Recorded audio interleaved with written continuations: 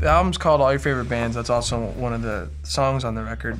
The whole line that phrase is in is, may all your favorite bands stay together. And we felt like that emotion, that feeling, was something that was a cool way to represent this body of songs. You know, people will be so represented or so defined by the bands that they listen to, so I feel like saying something like that is maybe more specific, definitely more specific to the lives we lead and the culture we live in, but it's, you know, a more meaningful way of, you know, wishing someone well, or, you know, live long and prosper or something like that.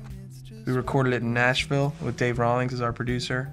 We did it fairly quickly. It was mostly done live. All the vocals are just live, and the solos, and all of us kind of interacting was just a live experience with very little overdub. So we were kind of in and out of it really quickly. Put it out of mind, but ain't it funny how the record cover is a bunch of cross stitches of our faces. And then the album's called All Your Favorite Bands, and it's sort of in a party banner letters. It was designed by our buddy Kevin Hayes, who was with us in Nashville when we were recording it. And we were, you know, he was considering a lot of different ideas, a lot of different directions, and he was getting into cross-stitching. He'd never done it before. That was one thing he was considering, and then once for some reason, when he heard the record, something really clicked for him, and he was like, I'm really gonna do this, because it's a very time-consuming thing.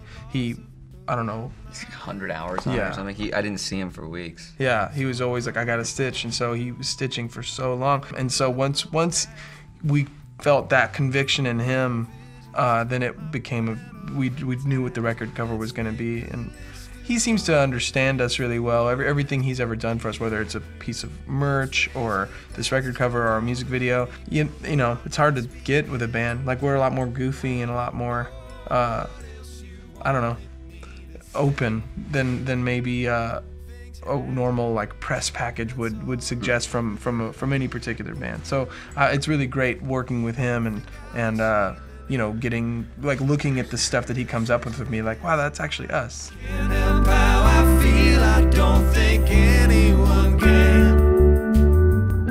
I think it was the most joyful record. I think you could hear it on the record too, the way we're playing, the way we're singing. I feel like you could sort of tell that we're just smiling through the whole thing. Obviously there was challenges and there was doubts and you know, moments where it's like, are we gonna be able to get through this? But it was, or is this song gonna be okay, or whatever the thought was. But back on the other end of it, we realized it was one of the greatest times we've ever had as a band. It's funny how you know, you look at other bands that have made 4 records or 5 or 6, and they've seemed like they've just been around for so long in some cases.